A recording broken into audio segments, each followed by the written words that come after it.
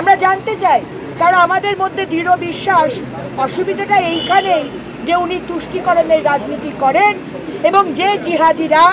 আজকে এই কাণ্ড করছে, সরস্বতী পুজো করতে দিচ্ছে না, তাদেরকে ইনি চটাতে চান না শুধু ভোট ব্যাংকের জন্য। আমরা আমাদের আলোচনা করতে দেয়নি, আমরা প্রতিবাদ করেছি সেখানে প্রায় 10 মিনিট এবং আমাদের বিরোধী দলনেতার নেতৃত্বে আমরা ওয়াকআউট করেছি।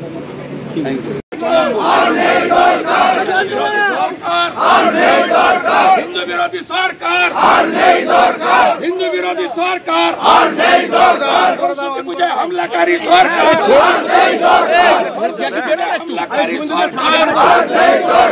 সরস্বতী পূজায় হামলাকারী সরকার, পুলিশ মন্ত্রী হায় হায়, মুসলিম লীগের সরকার, মুসলিম লীগের সরকার, সাবির আলীর গ্রেপ্তার করতে হবে,